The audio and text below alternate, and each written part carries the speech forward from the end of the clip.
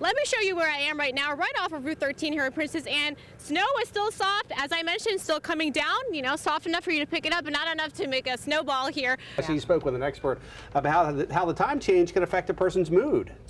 That's right, Steve. Imagine having to change all of these clocks that you see behind me, but lucky for the owners here, they don't have to do that because guess what? They actually keep all of these clocks at different times. But on a serious note, I did have a chance to speak with a health expert here in Salisbury, and she tells me that losing that 1 extra hour of daylight can actually affect the way you behave.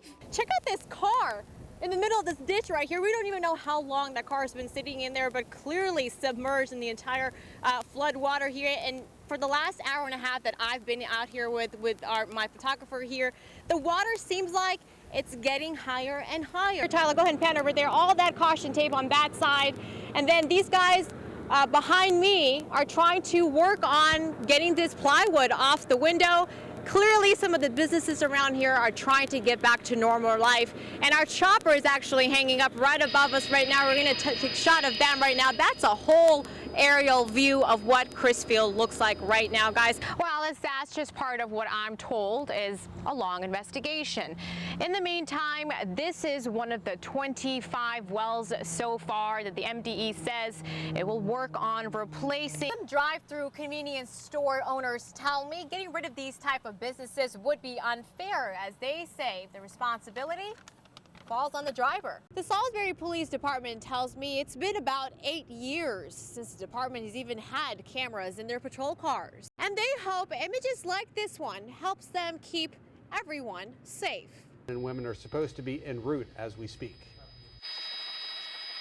Hey there, Steve. Well, let's just take you down to what we have been looking at since we've been up here in the last half hour or so. There is a line of motorcycles right there, right on Route 50. Well, it may look like that I'm standing next to just an ordinary looking car, but if you actually look inside of it, there's Big Brother watching, and I do mean a speed camera. Now, the sheriff's office says those cameras are working and slowing down speeders. Now, some people, a few of them parents, are huge supporters of these mobile cameras, while some other people tell me that this is just a sneaky way of making a profit.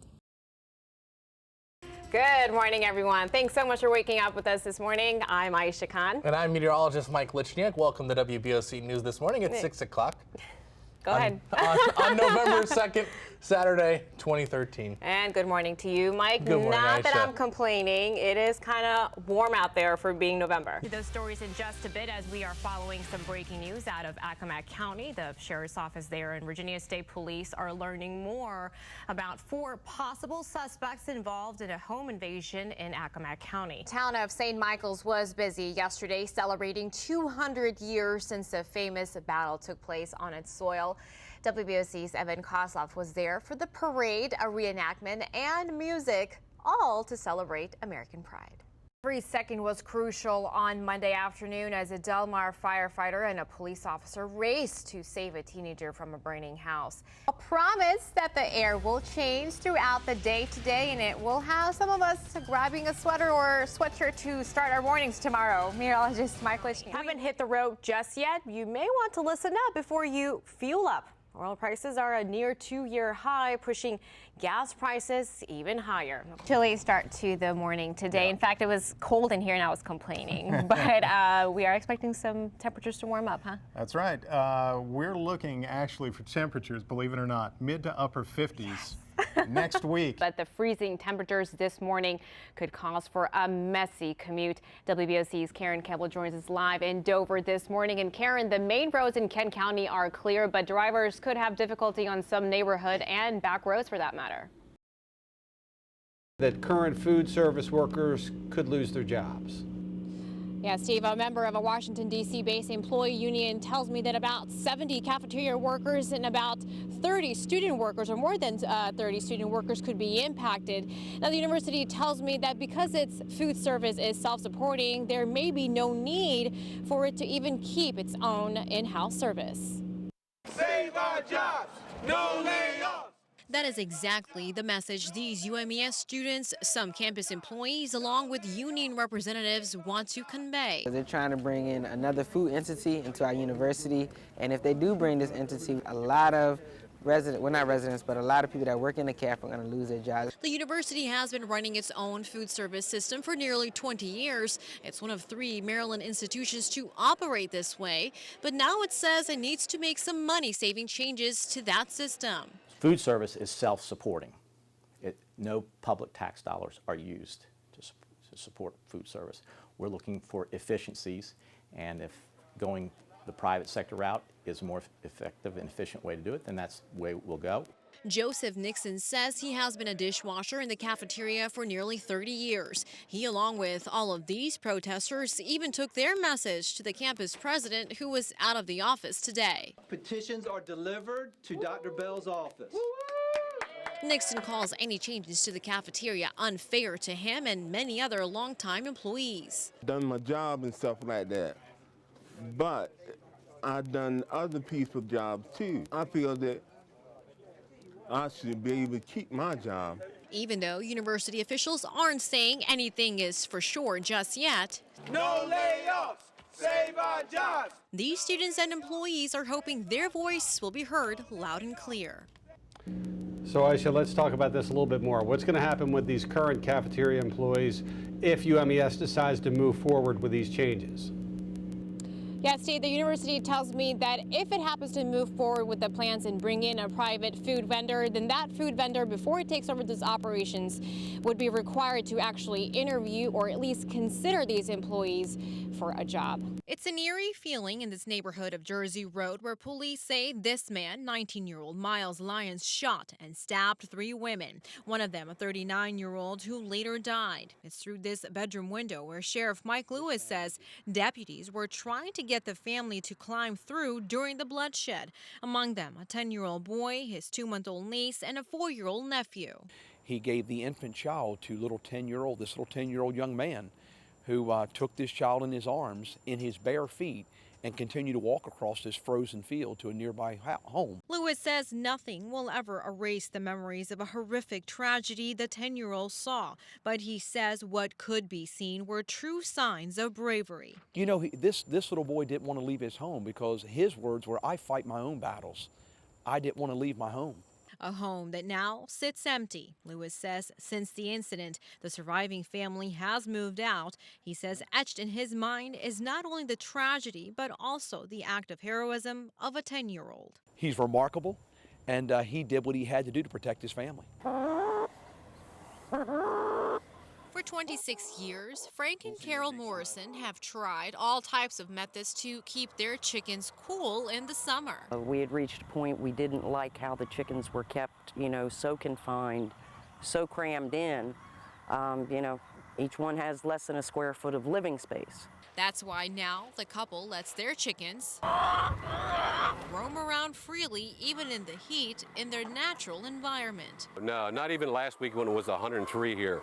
They were a little warm, but they were satisfied with it. They can handle it. But on the other side of town in Princess Anne, farmer Rance Purcell uses the tunnel ventilation method. When it gets hot, like it was last weekend, if we have 3 or 4 days, 100-degree temperatures, the tunnel ventilation will still allow me to keep the chicken house cooler than a conventional house. Before this system, Purcell says his chickens couldn't take the heat and typically thousands of birds would die. That created a loss and a lot of suffocated, heat-related deaths to the poultry. That all changed with the invention of tunnel ventilation, but the Morrisons preferred the old-school free-range method. They say it saves them money. The cost was astronomical, number one. The amount of electricity that we would have been increasing the usage of, we would have tripled. Riding around on their skateboards is a way of life for these young boys in Salisbury. But they say it's hard to do what they love on the city's streets and sidewalks. For Josh Machado, his passion for the sport almost cost him his life. I was hit by a car on my way to school, and it's really important that kids have a safe place to go where they can be with their friends and be off the streets. That's why the Salisbury City Skate Park Committee wants to build a park dedicated to skateboarding. The proposed location in the 900 block of South Park Drive. The proposed park received a $262,000 Department of Natural Resources grant back in May, paving the way for the long-awaited project. We gotta try and keep kids out of trouble and try and keep the police doing what they're doing instead of worrying about us. But there's a worry with people who live nearby. At a Wednesday public hearing, Jim Caron expressed his concerns about the proposed park being too close to his house. Foot traffic going through my yard, the noise level, and upkeep and maintenance, trash pickup, and loitering.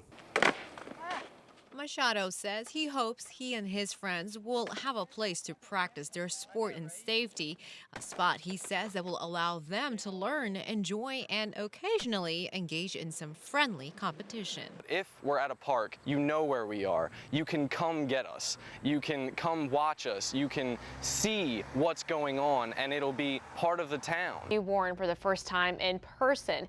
He and his wife shared their story of the 10 months spent apart in the countdown to when Patrick returned home safe and sound.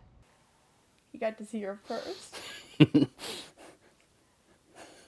which was nice. For the Metzgers, watching this tearful moment never gets old. Here, a father meeting his daughter for the very first time, And each time they see it, the emotions come rushing back. I met Sydney for the first time. Sydney, as in Patrick Metzger's firstborn daughter. Every day, I had a little picture of a little sonogram, and every day I saw it and thought about her. Patrick spent 10 months away in Afghanistan while his pregnant wife Sabrina waited patiently for his safe return.